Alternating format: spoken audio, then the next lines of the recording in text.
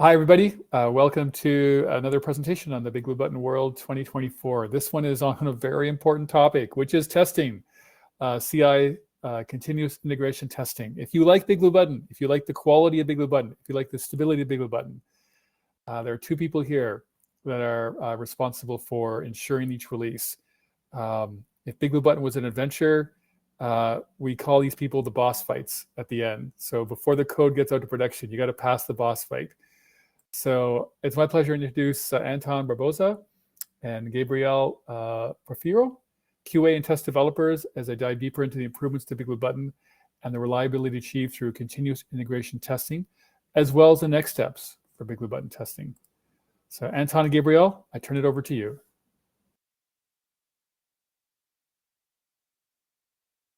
Thank you, Fred. Yeah, I'm happy and proud to be here again. This is my 5th time presenting and talking about the movements on the BBB testing at a work conference. We are here basically to talk about how we could improve the quality of BigBlueButton through CI testing and also show some of the future implementations we are already working on. Just let me...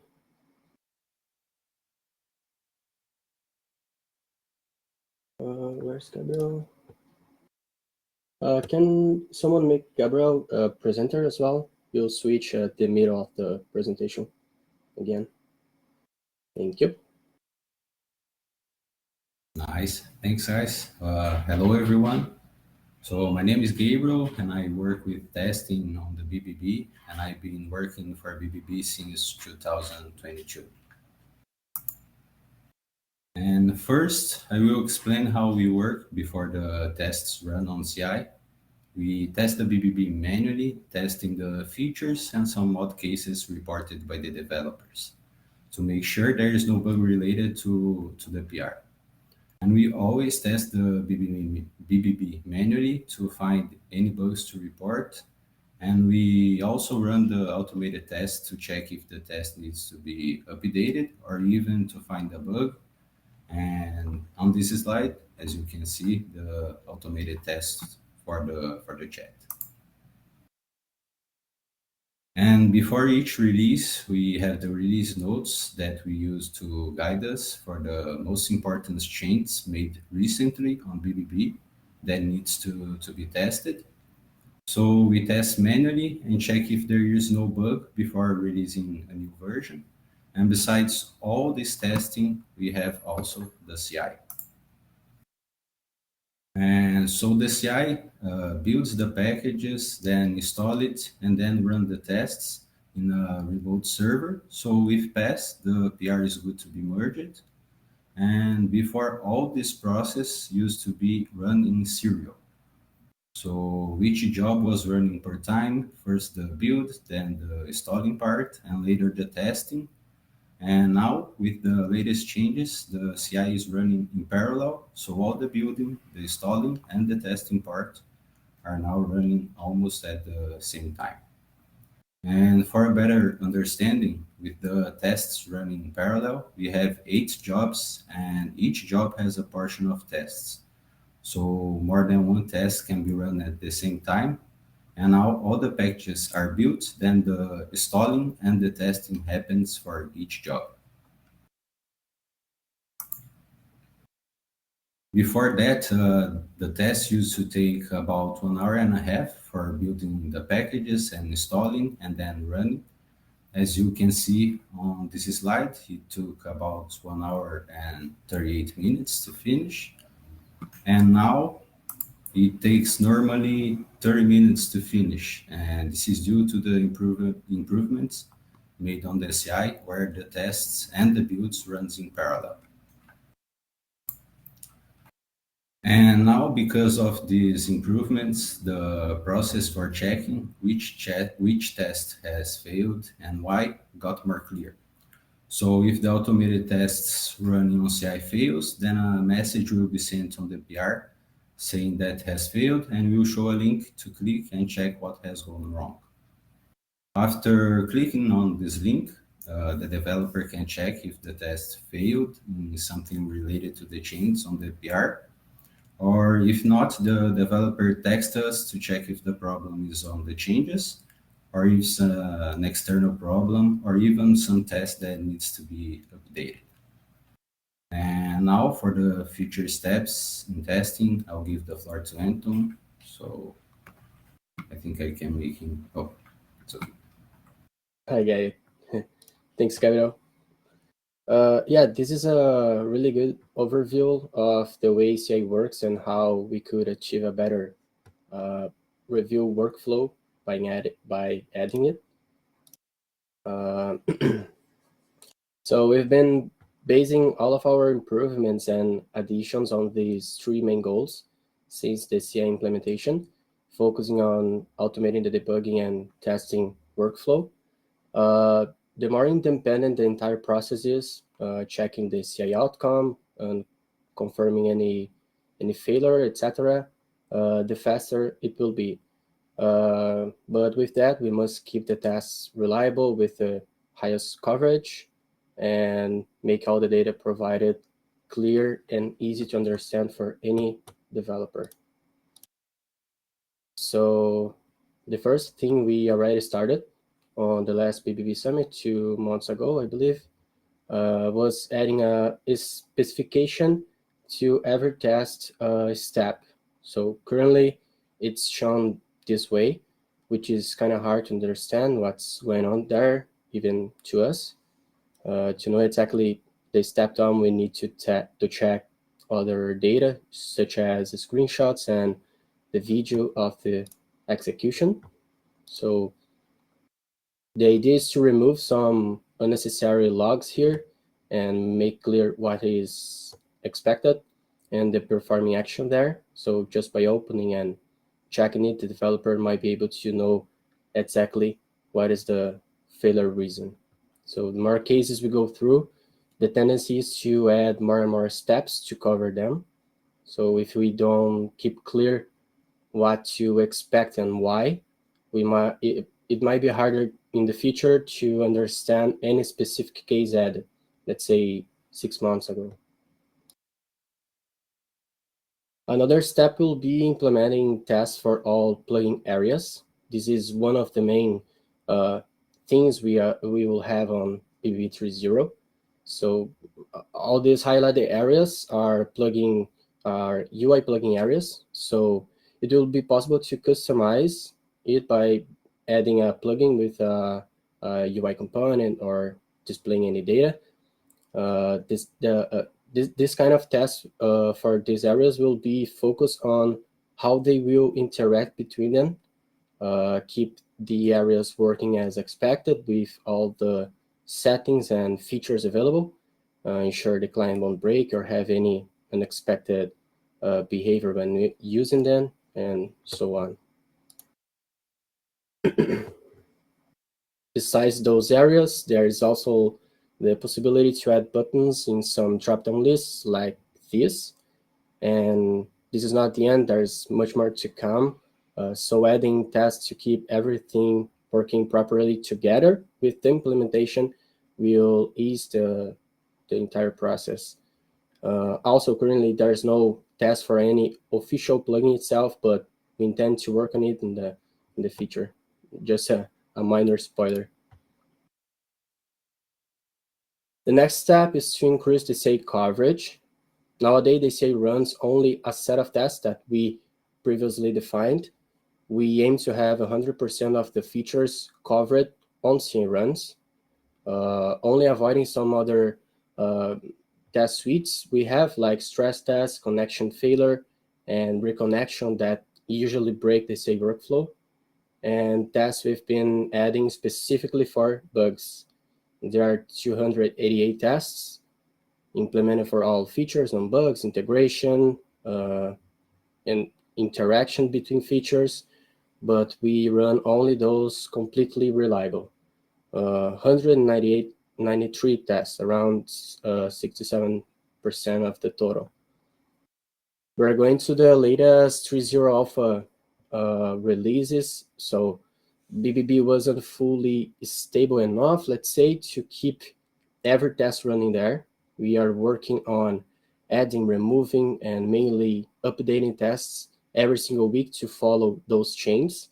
So keeping it working fine on CI would be a hard work now, but as soon as we have the first beta version, we'll be able to update the remaining tests and maintain all of them on CI for each request opened. This one is a simple change, but with a huge improvement, the BBB dev experience. Gabriel already talked about it, but nowadays by clicking on this link, you'll be redirected to the actions workflow page on GitHub. So for the developer to check this generated data with the steps, screenshots, and everything we shown before, there's a list of steps needed, which contains waiting for a 1 gigabyte file to be downloaded and running locally a command to check it. This will soon be a way easier and faster to check, moving from all these items to only waiting for the comment to show and then clicking on the link, redirecting the developer to the same test report generated but now hosted remotely without the need to download anything. Shortening this process will break a barrier, the technical and time to debug this. And last but not least, there are still some things BBB provides without or with only a few automated tests, like the recordings and API endpoints.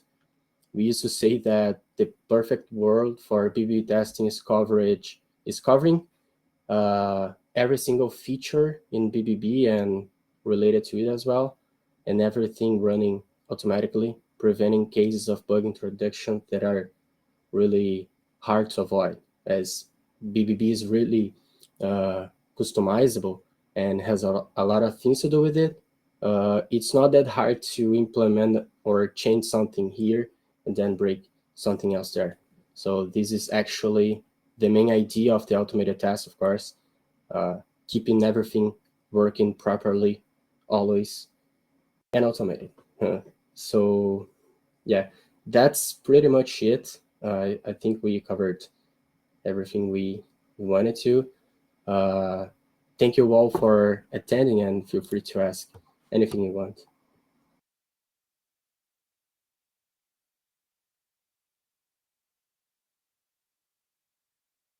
Thanks, Anton. Thanks, Gabriel. If there are any questions you have on testing, please ask them. There's a lot of yeoman work that goes on in the background to make sure that the releases are solid. So,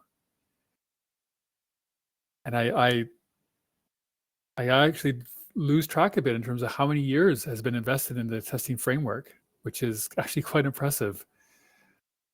So really good, guys.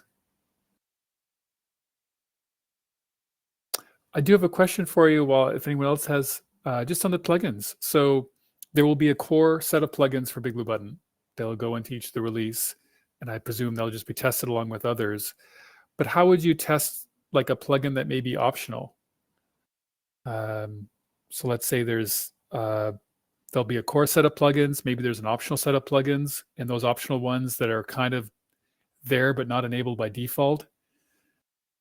So maybe I wonder, like, if we get to a place where the build has 4 core plugins and 4 optional plugins, but those optional ones are maybe not every customer or everyone wants to enable by default, would you be able to test the ones that are optional, or would they have to be kind of enabled by default in the core?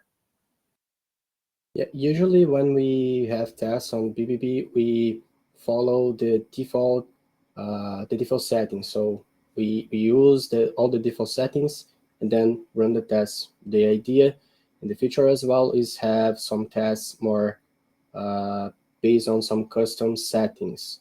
So the first test probably will follow all the default plugins or areas and options, but we also will have some tests for specific custom. We already have many of them for the parameters as well, which change a lot of things on BBB, and it's really nice.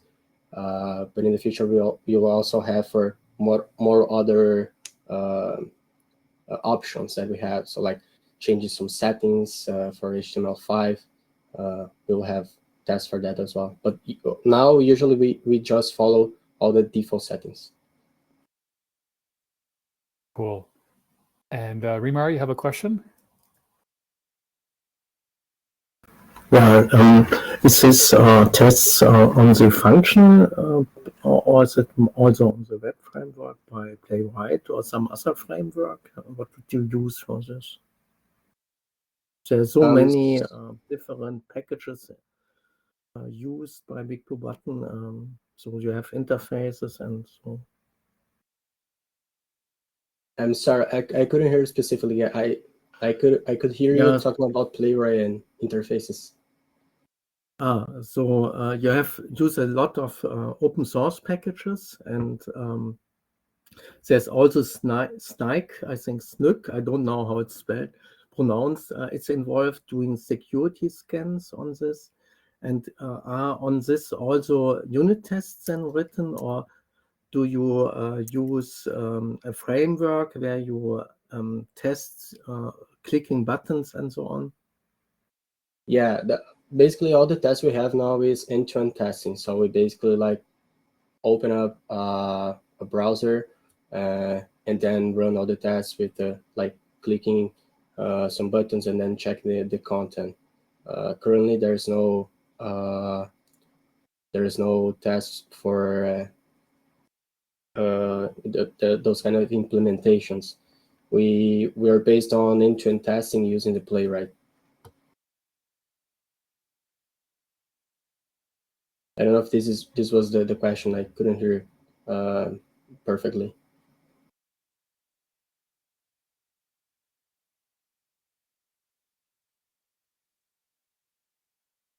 I think you got it. And Rimar, you can also reach out on our developer mailing list if you have any specific questions as well. Meinrad, you have a question? Just an add-on to your decision to test the default configurations only. So if there are some major new features like switching from Corento to MediaSoup or similar, those new features are typically not be enabled by default. On the other hand, those new features will be very interesting to get tested. How do you decide which ones are worth to look on in detail and which are just nice to have options which are not default? Yeah, basically, we as we could show a little bit in this presentation, we are moving to a moment that we will have more and more automated process than human process.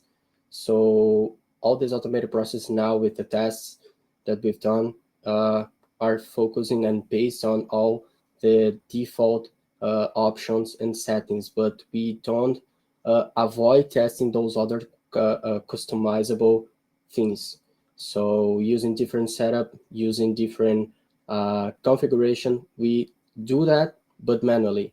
When we have like a new release, we do like a, we used to say a test party here. So we group up in a meeting and then test everything with different settings and with custom settings as well, just to have sure that everything is working perfectly. But with the tests nowadays, we are using just based on the default settings because we need to change some things in a different time, and this is not handled by the testing code side. We need to do some other things, but this is on the plans as well.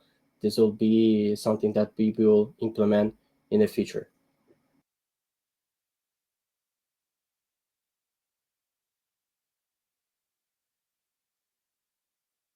All right, we'll stop it here. Oh, wait. Yeah, we'll stop it here. Thank you both for all the work that you've been doing. This is awesome. And Anton, Gabriel, look forward to your next presentation at the next BigBlueButton Summit.